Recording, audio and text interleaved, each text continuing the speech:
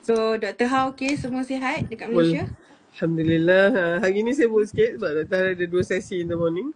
Satu antenatal class untuk apa, ibu-ibu bakal ibu dan bapa yang baru ni lah, yang first time pregnant kan. So kita ada nama antenatal class dekat Hospital Anur. So it's my turn this month. So dia, I think the third Sunday of the month lah macam tu.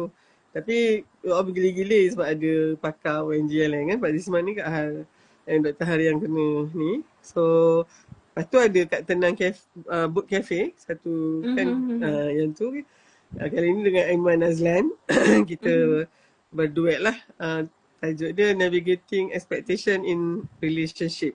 So dia macam ada kaitan lah dengan apa, yang sesi sebelum tu sebab basically we have that antenatal class ni to make sure that the expectation of this ialah mother and father to be ni is realistic enough. Sebab kalau tak dia macam unrealistic lah, and then bila tak meet that expectation, disappointed kan.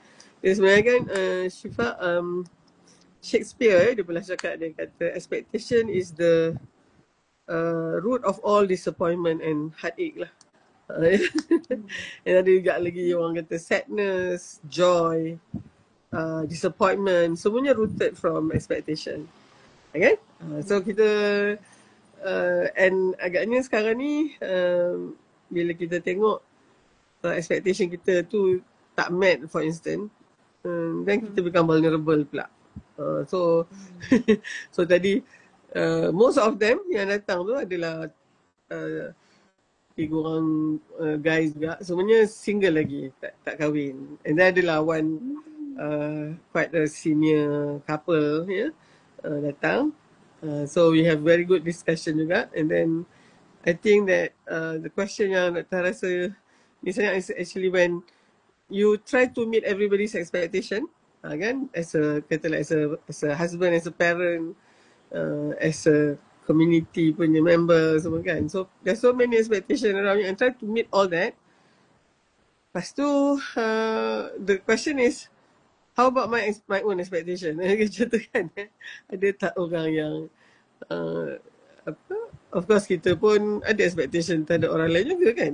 So I think this is buatkan to me the discussion itself tu is a eye opener, kan. Maknanya kalau kita boleh have that kind of macam tough and hard conversation lah kan.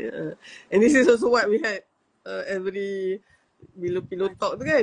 Pillow tu lembut, tapi yang kita cakap tu selalunya knock on our conscience and a good time to reflect. Macam tu dia punya tajuk ni tentang trusting intuition. Lepas tu and the objective is to strengthen our faith, kan. So I think this is, dia ada it's quite a mouthful kan. Ada trust kat situ, and then intuition, kita pernah bincang pasal intuition tu, and then of course faith, and strengthening faith tu is actually what we are all this while lah kan. So maybe Syifa nak buka gelanggang, silakan. Okay, alhamdulillah, insyaAllah. I think I saw just now when Dr. Ha said, apa yang sesi Dr. Ha dengan Aiman Azlan pagi tadi, Syifa pun macam go through tracks. There are a few of individuals yang share kelas dengan Aiman Azlan, and then share, I think, dapatan from Dr. Ha. So I was like, oh okay, this is happening in Malaysia. So that is how I keep updated. Lepas tu InsyaAllah today kita akan go through dengan kita punya topik trusting intuition in strengthening faith.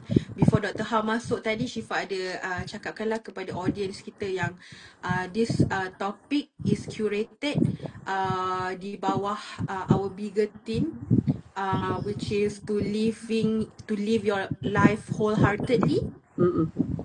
So macam Dr. Ha cakap juga, I think this is the first time dalam pillow talk kita, sebab pillow talk kita selalunya topik dia akan berkait antara satu sama lain. Tapi ni first time kita bincangkan tentang intuition in strengthening faith, which is intuition tu tadi Syifa kata there are quite a handful of translation kalau direct translation kan. Okay. Maksud intuition, ada yang maksud kata apa ni, firasat, ada yang kata bisikan hati ke, kata hati, hati rasa tak sedap, hati rasa sedap. Hati kata, hati rasa kan. So insyaAllah I think it's some things that maybe we can talk about, because before this kita ada cakap tentang emotions, impulsive emotions, in impulsive emotion, how to put a bit of pause dalam kita nak mencerna kita punya emosi. And then I think in between that selalunya kita berfikir, dan dalam berfikir tu kita ada kata hati. So I think that is why I propose for this topic untuk kita bincangkan, because for me, I think when I go through the readings and do some reflection of life, I think there is differences between intuition dengan impulsive emotions. Sebab kita punya inner voice ni, dia boleh guided by iman ataupun ego, ataupun kita punya historical memories, historical life phases kan. So maybe kita boleh bincangkan dulu, dan saya buka je satu soalan, and then Dr. Ha can navigate our discussion.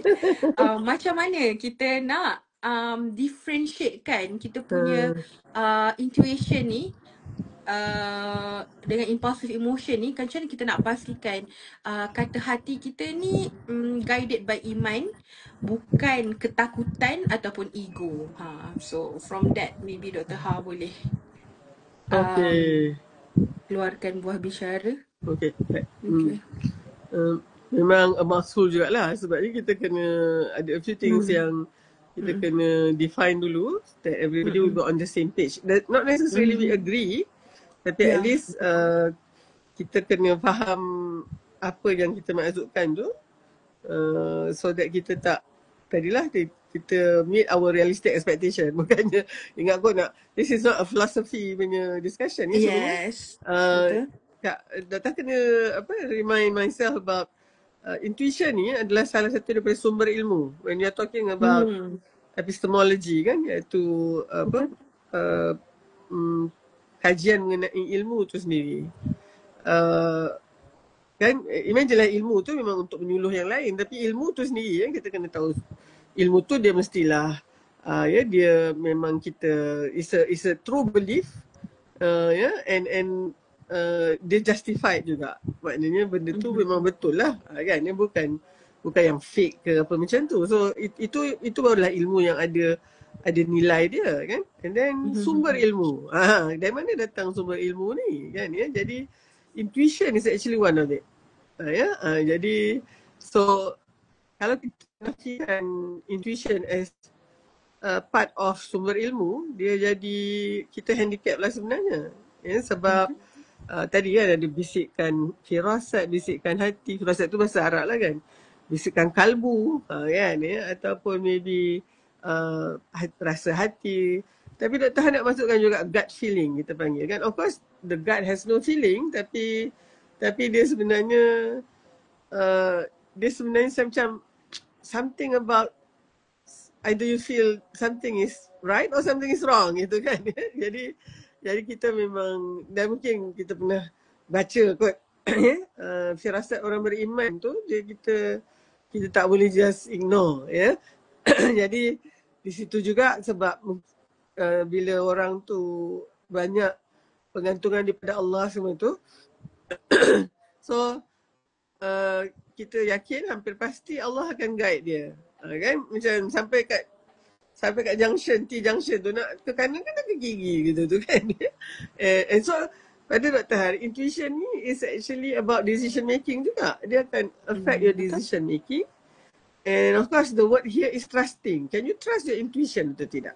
Takutnya satu lagi tu dia bisikkan syaitan. Kan yang itu tu kalau misalnya kita rapat dengan Allah, kita selalu mengantungkan harapan kita dengan Allah, kita selalu ada that conversation, deep conversation dengan Allah. So I think it's not surprising that kita punya intuition tu will be guided by Allah lah. Tapi kalau sebaliknya kita memang kawan syaitan kan, apa-apa semua refer kepada syaitan, walaupun Allah kata syaitan tu musuh ketat kamu kan. Tapi so of course it's not impossible that your intuition is actually going to be directing you towards ni. So it's about decision making sebenarnya ni Syifa, yeah. And then of course in our life we have so many decision to make, dari yang sekecil-kecilnya hinggalah yang sebesar-besarnya. Macam to have this pillow talk ni that's a decision to be made kan. Yang orang yang berapa orang ni mungkin ada yang nak dengar ni, dia kena buat decision nak dengar terus ke tak, cukuplah ni tak larat lah nak dengar dua orang ni and then dia mungkin. So these are all decision making.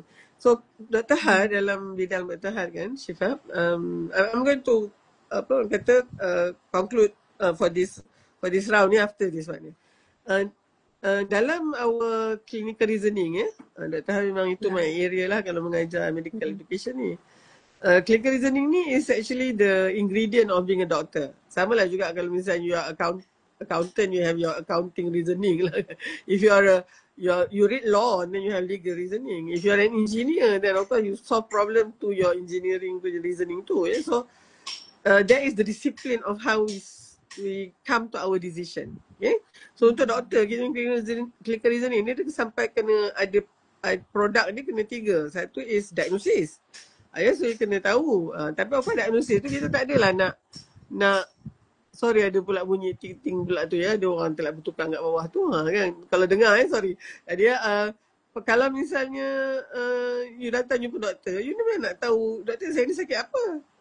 Dan kita bukannya nak yang AI punya diagnosis yang sangat detail tu. Kita untuk doktor ni kita kena ada at least 3 diagnosis. Satu yang memang kita rasa most likely, yang 2 lagi ni yang we need to consider. Sebab that might also be presentation for these 2 diseases. Jadi lepas tu kita kena ada treatment plan, and after that of course kita kena prognosticate, kena tahu, kena bagi tahu patient tu boleh sembuh ke tak boleh sembuh ke, kan. So 3 benda ni, and bila tengok research it has gone through a few decades lah. In the 70s they're thinking that this clinical reasoning ni is better among people yang who can actually have good memory, contohnya dia kata.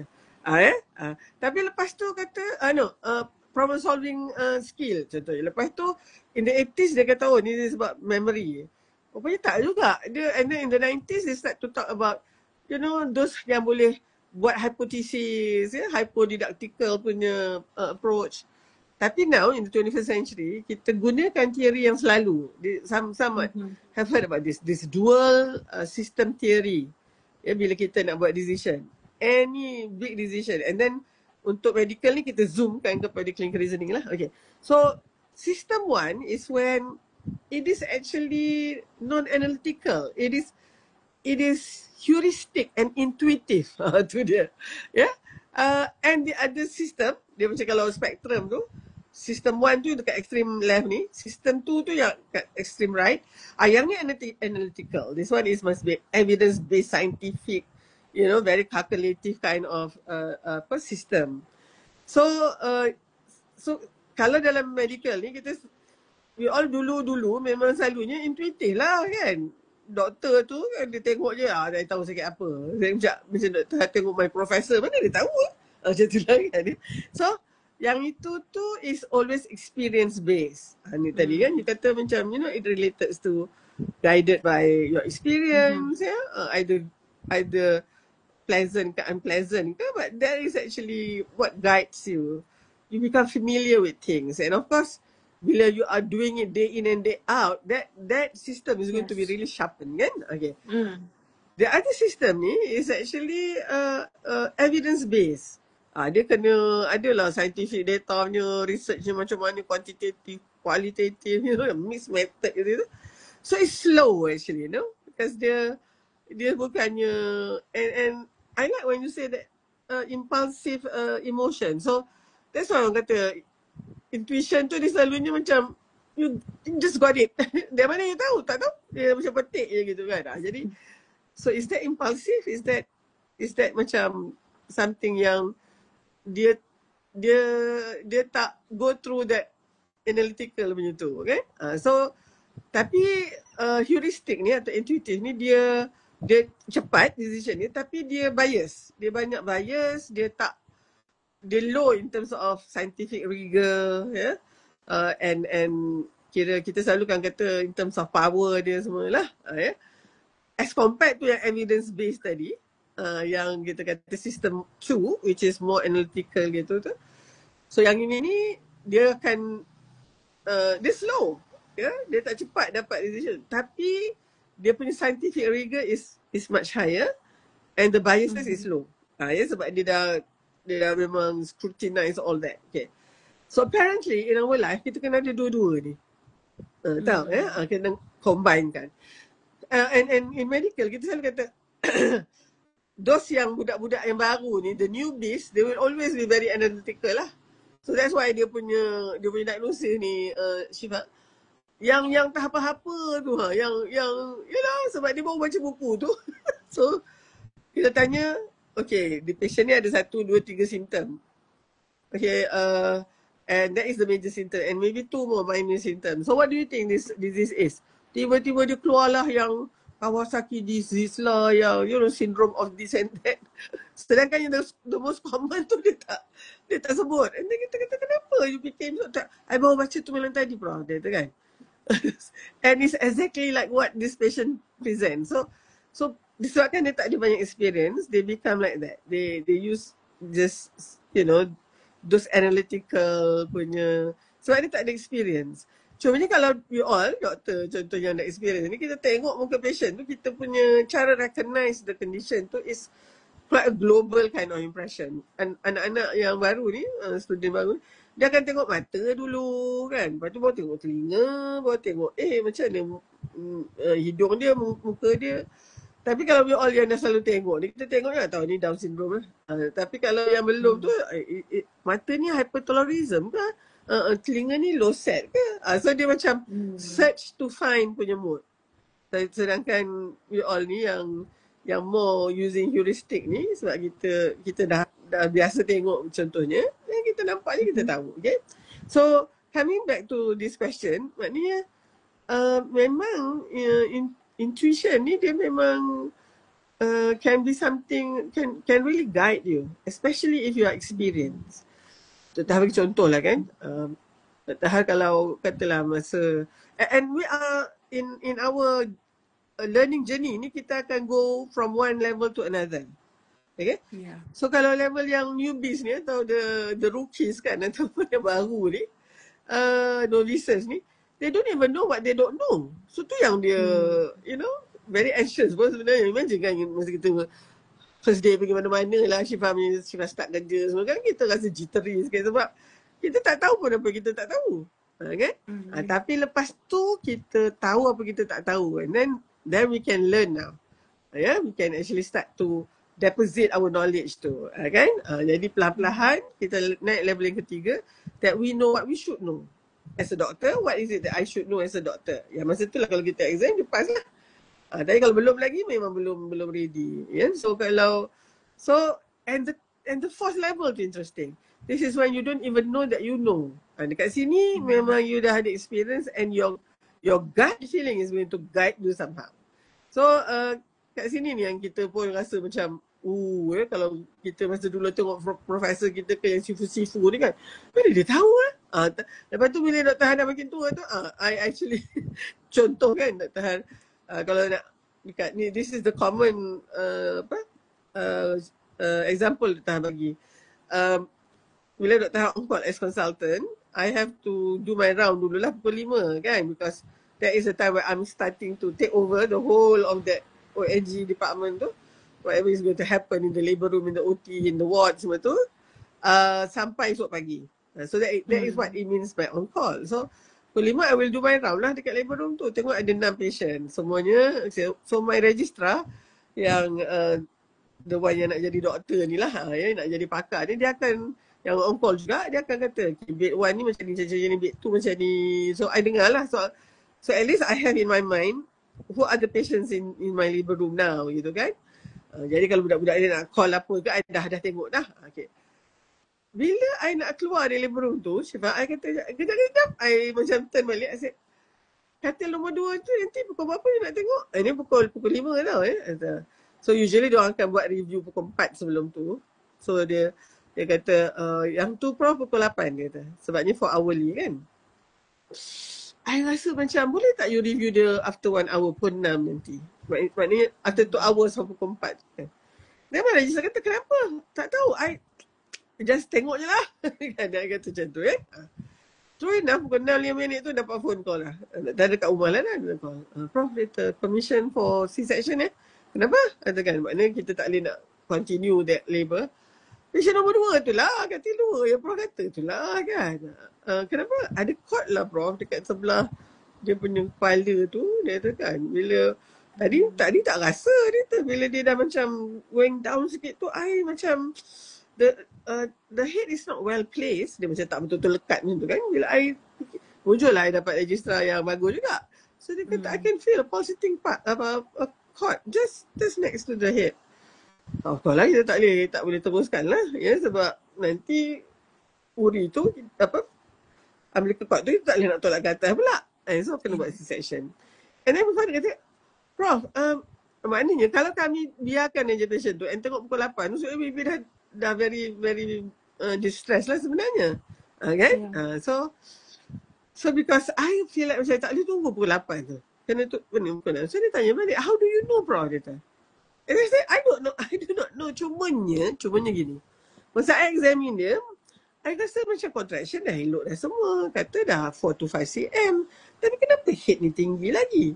Then I mulalah kena fikir, what can be, the reason why this head tak apply betul-betul. Of course, in my usual ni, I with that kind of contraction, head memang dah engage, dah fix lah kat situ kan. Nah ni is not the usual ni. Tapi I pun okay. And then I tengok CTG tu okay lagi, yang dia punya detak jantung semua tu kan. So I do not have anything to act upon now. But something tells me, tu I kata okay, give her another 1 hour, 6 PM you review. So rupanya when I gather balik, Dr. Han rasa tu satu yang I rasa macam tak ni. And then the CTG pun bukanlah yang cantik sangat tu. Tapi dia taklah lagi showing any bad ominous sign. Tapi so at that point of pukul 5 tu, I do not have anything to go by untuk buat scissor terus kan. Tapi waiting for pukul 8 will be too late lah rasa I kan. So itu dia yang Dr. Har selalu bagi contoh. That intuition, if let's say I don't trust my intuition and then I just walk out aja, even though my gut feeling kata Har, that number 2 is kan. And so di situ Dr. Har rasa I can give you some kind of overview that this intuition is something that you need to listen to, kan? Especially kalau you are experienced in that area, and of course you can use that experience and your intuition to guide you to make the best decision. Okay, I berhenti kat situ dulu. Ada soalan tak? Kalau ada soalan ni, I starting to talk about another area yang you orang kata, hold on. Yeah. Okay.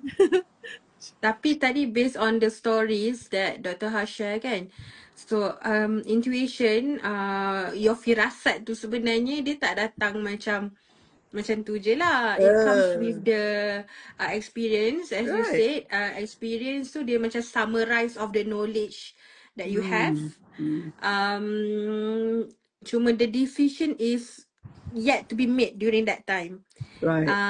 Tapi and I think that listening to your intuition, mendengar kata hati atau firasat ni pun sebenarnya is bila Dr. Har cakap macam pergi balik ataupun Dr. Ha tak ignore, maksudnya you are being actually present with whatever you feel during that time and the thoughts. Because for example kan Dr. Ha, dalam kehidupan kita harian kan, I come to a moment where macam kadang-kadang we are very busy tau dalam life kita. Okay. Kita macam kita buat the routine ke apa, tapi kita macam we have the knowledge, tapi kita macam firasat kita macam I should go back to this matter in couple of minutes ke, but because of we being very busy, kita macam end up macam ignore it. Macam tak apalah, it's okay macam tu. Ataupun macam Okay. we're just being, sebab being very casualized, we terlampau rutin sangat sampai kita mengabaikan, I don't know what it is called, but I think intuition make us human, less robot, less AI, less ChatGPT, less robotic. Macam Dr. katalah, kalau a new person dia akan ikut buku je kan, macam not using all these historical information, experiences. So I think intuition in my point of view is something yang memang kita kena being present in our life for us to follow it. Kalau kita hidup macam just go with the flow, which is very numb as well, ataupun too busy as well, we are not actually being present and macam mendengar firasat tu. Macam kalau Dr. Ha macam just tak apalah, okay, I have finished my round, so I just gonna move to the next of my routine or my other stuff. Maybe you will not revisit ataupun toleh ke belakang balik macam tu lah. Okay. I think I macam somehow got it lah. Macam you say, you know, sometimes kita ada intuition, ada firasat, ada this bisikan kalbu, tapi kita ignore sebab kita either too busy ataupun we get too disconnected. I rasa macam disconnected. Yeah, there's the word disconnected. Disconnected. And then and of course that is considered a loss of opportunity to make a better decision, because benda tu sepatutnya guide you. Okay, before I touch on that, maybe itu juga ya anak-anak, bila you are young, your intuition tu maybe more of impulsive emotion. Maknanya macam, and it is based on short term punya, you know, gratification contohnya kan. And that's why kita yang tua ni akan kata banyak lah kita punya nasihat tu because you see we have been through that kan, yang phase yang you tengah lalui itu we are dulu dah kat situ dah. Tapi now when we are, you know, older and more experienced, looking back, you know, in hindsight tu kita memang kita rasa macam actually kan benda tu, kalau these are red flags contohnya, yang mana when we are young kita tak nampak tu as red flags, tapi bila kita dah that's why kita selalu kita dengar cakap orang tua tu dia bukannya mesti orang tua saja. Sometimes I need to listen to the young people, especially in area I'm not so good at and I'm very inexperienced in, but that person who is only 24 tapi tu dah yang dia buat for the past 4 years. In this case, dia yang lagi experience and dia punya firasat dan intuition is actually better than mine. Even though I might be like 30 years older gitu kan. So to me, tu yang sebabnya kalau ni Jauhari saja yang akan kenal Manikam. Maknanya dia, those people yang memang spend enough time and, you know, give enough thoughts, you know, into certain things. Dia memang akan have a better practical wisdom. And this is why I'm putting it in lah kan. Dia ada wisdom lah. Kan? And that wisdom tu, pada pandangan Dr. Han, dia punya source of information and knowledge tu banyak. And one of the source of knowledge for people who are more experienced in any area, kita tengok umur dia punya area lah kan, is actually intuition is one of a very significant form of knowledge that will tell you what to do next gitulah. Kan jadi so Dr. Han about being too busy ataupun disconnected tu kan, I don't know, Shiva, but I think this is just part of your defense mechanism. Macam sometimes your intuition kata, you know, I don't think this person is somebody can trust. Tapi takkan kot kan, you deny kan. So tak apalah dah. This is negative thoughts. I must be having positive thoughts gitu kan. So cuma pada I, kalau ada that kind of intuition, your next step is actually to gather more information about that person from people ke, if it's actually a person in a situation, especially when you're a leader kan, ada banyak area yang tak tahu sebenarnya kan, tapi kita jadi ketua ni nak kata tak tahu kan, habislah orang-orang kita tak apa jadi ketua tapi tak tahu, tapi memang kita tak tahu. So your intuition will tell you. Ni satu lagi ya. Kalau this is another thing, Allah bekalkan kita dengan intuition ni sebab this become macam sensor or alarm. When that sensor inside your brain and inside your heart, suddenly you rasa macam something is not right gitu. Tapi kalau cerita Melayu apa dia, tiba-tiba terjatuh gelas lah dan pecah pang gitu.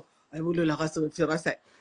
I think that is bukan macam itulah. Jadi kalau drama tu tak apalah, you can forgive that. Tapi dia tak perlulah sampai pecah gelas ke, pecah pinggan ke kan. Tapi memang okay, now that I'm a parent of grown up kids kan. Masa Dr. Har nak menikahkan Syifa, Dr. Har ya. And this is also what your parents went through actually, Syifa. How can I trust this person? Can I trust this person to be the husband of my child kan? Ya, my daughter gitu. So ni pula Dr. Har ada experience yang mana anak kita pula ini lelaki. Kan? So of course now parents bakal isteri anak Dr. Har tu lah yang sekarang ni thinking about how I thought tu kan, takut ni yelah sekarang ni kalau tengok drama tu habis tangan-tangannya anak kita tu kan, lepas tu dicurangi lah pula, macam-macam. So kita pun gayat jugalah. Tapi kat situ lah yang kita nak kena tengok budak ni. Mula dia datang tu, dia salam dengan kita, dia senyum dengan kita. Itu semuanya, those are the nuances. Atau yang kecil-kecil ni, dia akan add up. Kan? Jadi, so bila katalah mak ni atau ayah ni rasa tak apa sedap hati lah dengan budak tu. Dan kita ignore kan contohnya kan. Anak kita tu nak sangat lah. Kalau tak nasi lemak buah bidara sayang serasi hamba durut kan. Nanti kan lari pula, elok pula budak tu. So kita kata tak apalah, kita ikutkan je lah. And then katalah something happen. Kita kata itulah mak dah rasa tak sedap hati dah dengan budak ni. Sepatutnya that intuition would actually trigger you to be most probably investigate lagi ke ataupun kan. Tapi if you do not want to do that, then it will be a price of non-compliance lah ujung tu kan ya. Jadi betul. Jadi pada pandangan Dr. Har memang untuk sharpen kita punya intuition, I use the word sharpen so that you can trust your intuition better. Of course kita kena tambah ilmu, tambah pengalaman, tambahlah juga bertanya kepada orang lain, kan? And then at the end of the day, we have to solatlah hajat, serahkan pada Allah. Ini big decision. Tapi tak adalah setiap kali nak pergi ke kanan ke kiri kena solat hajat. Taklah juga kan? Ya? Tapi maknanya sometimes we make wrong decision. Tapi kita kena tahu bila kita nak turn balik. Itu pun intuition juga tu katalah. Contohnya senangnya sesat jalan yang literally sesat jalan lah kan. Kita lalu kat junction ni. Kanan kiri nak kan kiri ni before the days of waste lah. Kadang waste pun gila juga. So kita kata okay kanan lah. Kita kata kanan. Kanan. Lepas tu kita tengok kawan kita kata rumah dia dekat sini. Yang ni landscape ni lain sangat. So your intuition, your sensor will say jap. Agaknya kena tanya orang kot ni. So kan. Ataupun I think you kena turn balik. And maybe try the other turn tu lah. Bukan yang ke kanan ni. Maybe yang ke kiri gitu kan. So you have to listen to that. Otherwise memang lagi sekarang banget lah. Kan if you ignore that tet tu kan. So Dr. Har rasa macam firasat dan intuition ni, especially if you have been sort of equipping yourself with all those tadi tu, knowledge, experience, and then maybe kita bertanya pada orang, pengalaman orang lain, So dia yang tu akan sharpen your intuition, and your intuition is actually more is more apa reliable to be trusted. Kan. Okay, dah berhenti dulu. Okay, Najmia Muhammad Noor, Sister Najmia said that intuition come with experience. Yeah, quoting Dr. Ha tadi betul. And then feel free to ask any question or give your thoughts on this. Dr. Ha, okay, tadi Dr. Ha kata so to make our intuition tadi tu, it comes with the knowledge, experiences kan, and then with our relationship with Allah SWT. So that it will be guided with iman lah, bukan kita Right. punya nafsu. Right. Sebab contoh, yeah, sometimes maybe the intuition is because summing up from macam, for example, Dr. Ha bagi contoh nak tengok bakal menantu, maybe we go with the materialistic punya qualities instead of personalities kan, ataupun akhlak kan. So somehow that one is leading towards nafs kan. So boleh tak Dr. Ha maybe give your thoughts on actually relate with our title of the live lah kan, trusting intuition in strengthening faith tu, untuk menguatkan keimanan kita tu. Macam tadi kita kan macam kita dah solat hajat, kita buat istikharah, for example memang kita buntu, kata hati pun tak tahu A ke B, B ke C kan. So maybe you can give your thoughts on this. Okay. Alright, now addressing that kan, kita pada Dr. Ha dia macam saling berkait tu, your intuition dengan the faith tu. Maknanya kalau kita punya faith ni tadi, hubungan kita dengan Allah kita jaga, dan kita memang selalu minta pada Allah petunjuk daripada dia gitu kan. And so of course that faith tu memang strong. Okay? And with that strong faith, you would get a more I think reliable intuition. Gitulah kan. And then of course intuition yang you boleh trust. And of course when we see the outcome of kita punya decision tu, kita realise that Masya Allah, ya, Allah memang guide kita. That will strengthen lagi faith kita. And then nanti the next time we need to make another big decision, whatever decision tu, we know dah dia punya mechanism. And the net effect of that is actually that faith becoming stronger and stronger.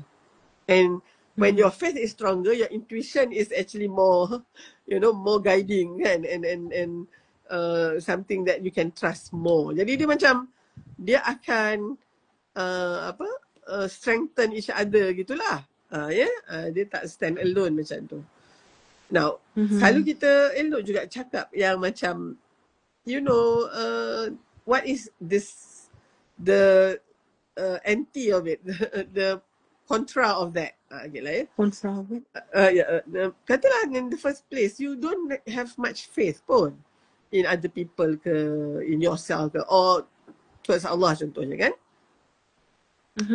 Jadinya, this is when most probably your intuition tu is actually more of your impulsive emotion, and you punya nafsu lah, guided by nafsu kan. Jadi so you make your decision, and then of course tak gantungkan pula pada Allah, tak tanya orang, ikut suka hati, ikut nafsu je lah. Tu yang dalam bahasa Melayu, ikut nafsu bisu, ikut hati mati, ikut rasa binasa tu.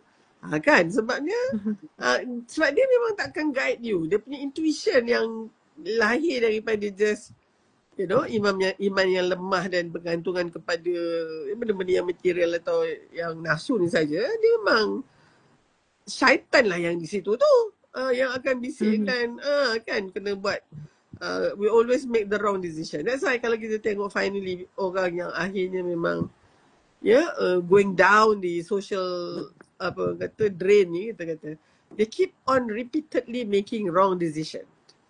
Kan? Jadi bila itu berlaku, intuition dia mungkin tak boleh nak dipercayai lah, atau cannot be trusted. So you nak trust apa pula? Lagi trust lagi pula nafsu dengan setan tu kan. You punya faith kepada Tuhan tu agaknya lagi longgar. And then lagi teruk pula. So dia jadi macam tadi tu. Ya.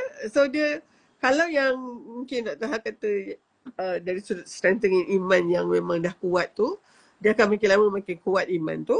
Ya, tapi kalau katalah spiraling tu, dia spiraling up.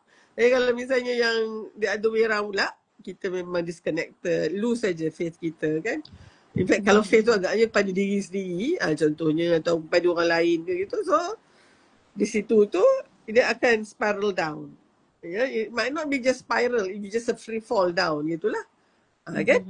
Jadi, Dr. Har nampak memang tak boleh nak dipisahkan lah. Mungkin kita boleh kata, in order for you to trust your intuition, you must start off with having, you know, a strong foundation of faith. Sebenarnya pada Allah lah gitu. And then your intuition are going to be sharp and, you know, guiding. Okay.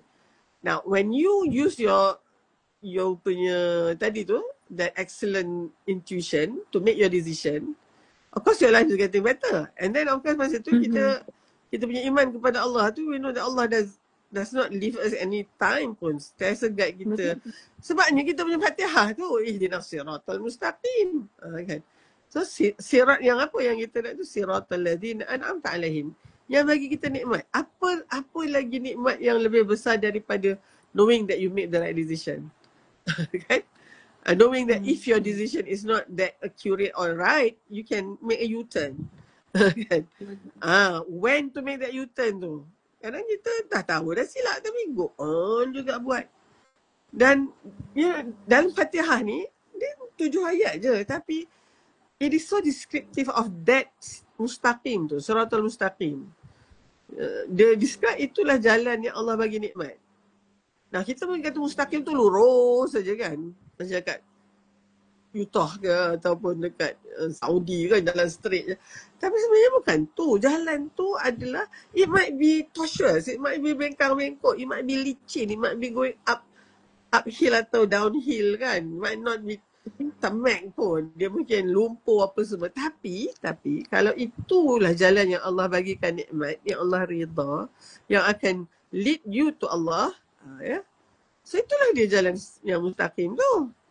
Kan? Now, Allah bukan describe apa dia jalan siratal mustaqim tu. Allah juga describe what it is not. So, kalau jalan yang orang yang kaum murkai atau jalan yang sesat barat, itu bukannya siratal mustaqim. Itu bukannya, ya. So, I think eventually siratal mustaqim tu nanti akan membawa kita kepada tahap iman yang lebih baik. Dan mudah-mudahan nanti bila kita bertemu dengan Allah Subhanahu Wa Taala, catatan kita akan menunjukkan bahawa every time kita ada decision to make, we will always choose the best decision. And then akhirnya kita akan, you know, mudah-mudahan menjadi orang yang Allah rida tu. Kan? Tapi kalau dalam catatan amal kita, every time you make decision, mesti silap. Because you do not have your guiding intuition tu. Ataupun, jadi you just keep on making mistake upon mistake upon mistake. And of course, yang kat situ tu akhirnya bersudahan dengan jalan yang Allah murka. Allah kata jangan kau buat juga. Ataupun jalan yang memang sesat banget. Syifa, rasanya kan kita kadang-kadang tak realise kan macam mana anxious and you know, worriednya kita when we are sesat kan. Sesat. Kalau ni orang balik dari Mekah ni, you know, masa Dr. punya experience lah, kadang tu now I realise kenapa yang mungkin certain hajah orang yang nak buat haji ni daripada certain part of the world lah kan, especially, and I realise these are areas, countries where the women are not educated, you know, they are not really being educated enough. So dia memang kena depend kat Tuhan yang kat depan tu yang tahu jalan mana nak pergi daripada masjid ke hotel tu. Contohnya kan. So diorang kena berantai lah, pegang semua tudung satu sama lain. Yang itu tu kalau you nak try to break diorang punya tu memang marah betul dia tolaknya kita sebab dia tahu kalau dia terlepas daripada kelompok dia tak tahu nak jalan balik ke hotel tu macam mana. Kan? Tapi kalau kita yang Malaysian ya alhamdulillah boleh boleh cakap, boleh sekarang ni pula ada handphonenya, ada apa semua tu. Masa dah pergi 2006 tu dah adalah handphone. So at least aku communicate dengan ustaz kat mana apa semua kan. Tapi kalau lah kata ustaz balik dulu ke, ustaz nak duduk dulu dekat masjid, dia kata harapan nak tunggu sampai waktu situ lagi. Ya, nak kena balik hotel bang, okey lah. But I can always find myself dengan jalan nak pergi hotel tu kan. Because kita ada knowledge tu kan ya. Jadi masa tu kita tak tersesat jalan sebab kita memang ada all that benda yang guide kita ya supaya kita tapi kalau can you imagine this makcik-makcik ni yang tak sekolah, butuh huruf, that was the first and ever time they left dia punya kampung. And then so jadi masa tu Dr. kata mesti pakcik-pakcik yang daripada these places kan, bila dia tengok kita jalan berdua je kan, paling ramai agaknya 3 orang lah macam tu, 4 orang kan, dia kata alahai kan, patut aku educate je orang perempuan ni kan. Dia orang ni pun suami dia ke atau yelah abang yang jaga anak-anak ni, dia punya next of kin tu, dia memang tak boleh solat dekat dalam tu kalau kat Madinah tu kan. Dia kena solat kat luar-luar tu aja sebab dia macam, minta maaf nak cakap, dia macam mengembala masa tu. Dia punya yang digembalanya tu takutkan lari, hilang. So dia kena masuk, make sure dia orang masuk semua dah okey. Lepas tu dia solat dekat situ je sebab lepas habis salam tu dia kena pergi balik dekat depan pintu orang perempuan tu sebab nak tunggu kawan-kawan ni keluar. Nanti kalau tak tahu hilang ke mana. Jadi Ustaz Zul punya word sama sebenarnya tu, dia orang ni macam mengembala orang pula rasanya kan. Jadi gitu. So this is actually so benda interesting tu to point out. Ya, betul. sorry. It makes me reflect bila Dr. Ha cerita tu. Oh, saya flashback balik waktu saya pergi umrah tu. Betul. Exactly, betul. Exactly as you said. Betul. I have sebab saya pemerhati macam kenapa diorang solat kat sini je macam tu kan. Now you make me, betul lah sebab tu. Okay. Kesian dia orang. Dr. kesian. Kan? So it's very important. So makes me okay, lagi berapa minit tinggal kan. So somehow intuition tu macam kita dah cakap daripada awal tadi, firasat, apa yang dibisikkan pada hati kita tu sebenarnya one of the blessings lah kan from Allah SWT.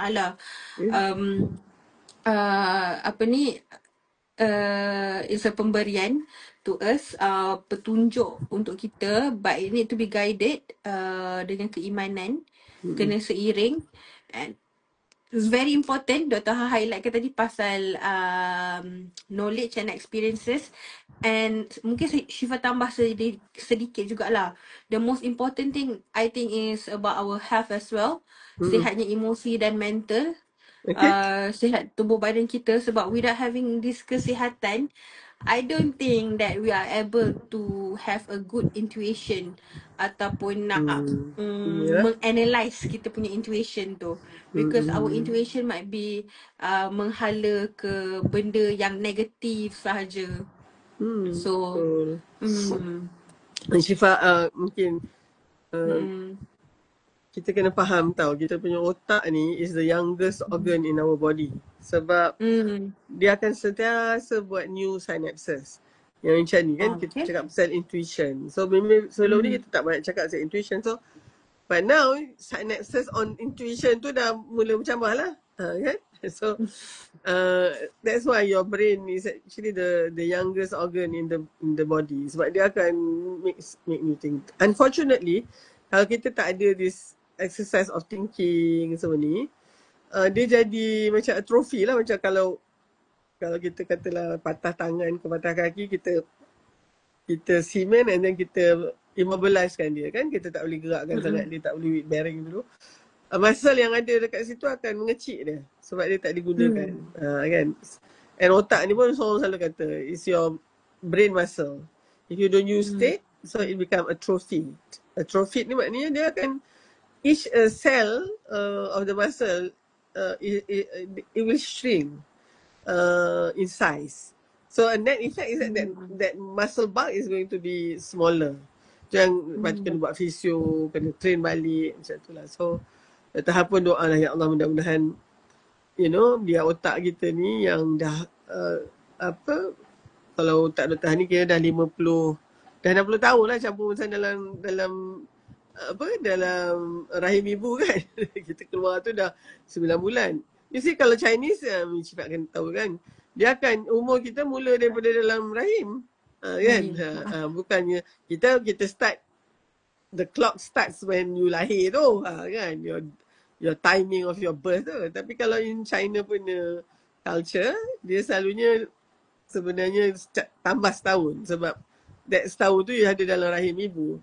So these are things yang masya-Allah kan. Dr. pun tadi cakap pada this apa, young mother and father to be ni, Dr. kata sebenarnya ialah yang ni tak adalah dalam hadis ke semua kan, tapi selalunya amalan kita, kebiasaannya untuk baca Quran ni, sebenarnya pada pandangan Dr. Han ya, bila kita pregnant tu, kita pun kalau dah jadi amalan kita untuk baca Quran tiap-tiap hari, jadi kita kena bacalah lebih ni lagi ya, sebab kita pun tengah hamil tu, dan usahakan untuk at least khatam ya, 30 juzuk tu dalam kita mengandung tu. Ya tahulah towards the end tu dah berat dah.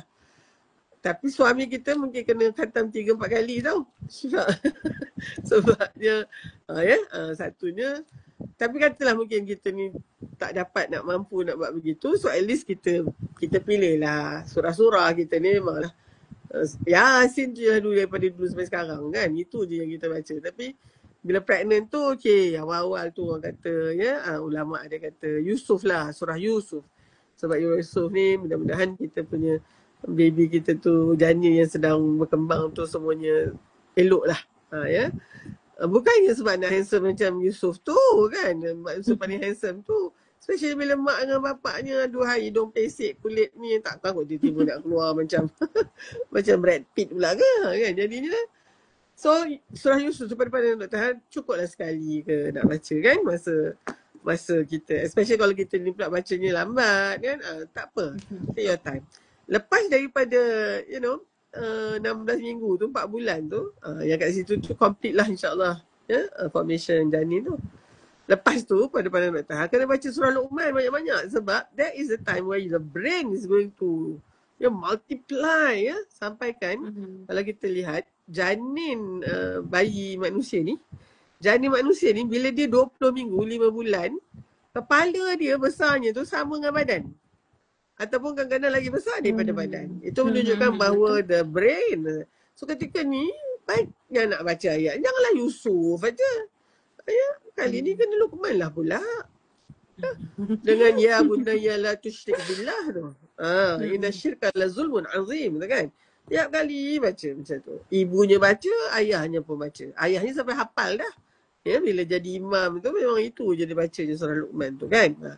So itu pada pandangan Dr. Han lagi sekali adalah how you prepare your child untuk make sure that the most important organ in the body, which is the brain tu, is well stimulated even during that 5 months dalam kandungan tu. Selepas 32 minggu tu, okeylah kau nak baca surah Maryam kan.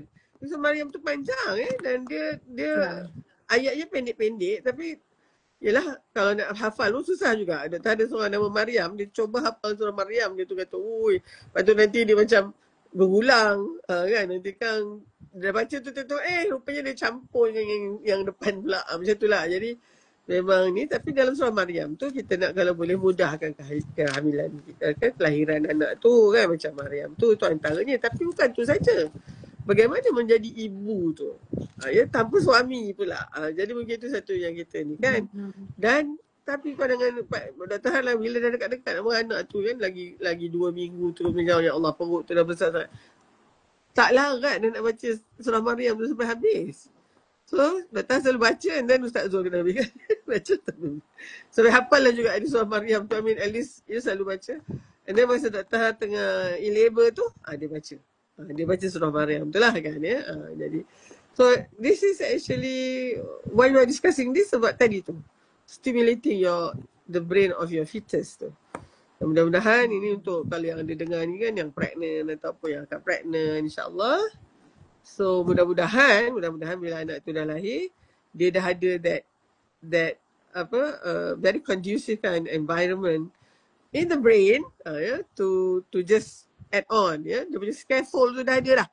Jadi tinggal dia suka pada ilmu, suka nak tiru-tiru kakak dia baca. Imran memang tengah masa nak meniru je kan. Jadi kakak dia menjala dekat lantai baca buku, dia pun berjalan juga kan, pegang buku. So those are things yang kita harapkan mudah-mudahan cinta ilmu tu yang sangat penting untuk tadilah, for our intuition to be guiding enough so that we can trust that to strengthen our iman, and with a strong iman we can have better intuition. So mudah-mudahan InsyaAllah. cuma jangan lupa kalau dia the other way around pun dia jadi spiral down pula lah. Kan? Nauzubillah min zalik. Okay, Syifa, cukuplah tu. Ya, 3-4 minit dah. I don't think we have any questions today, but I think it's very fruitful. And kalau dengar balik actually the stories and then how you summing up, I think we can make a lot of useful take home messages. Especially when you highlighted about becoming someone that mendapat keredaan Tuhan, with the anugerah yang Allah dah bagi kan, our intuition. So jangan gunakan our intuition just to make us feel that we are better from others, or because our experiences and knowledge we are better to make judgment or anything, but just to make ourselves better and peoples that we love better as well. So hopefully, insyaAllah, thank you Dr. Ha. Hopefully with this topic that we've been discussed, able to make us live our life wholeheartedly, hidup dengan hati yang hadir, being more sensitive towards whatever we think and we thoughts. InsyaAllah, if anything, feel free to reach out to Academy Dr. Ha. There are a lot of other events yang juga ongoing kan Dr. Ha, yang dekat Malaysia.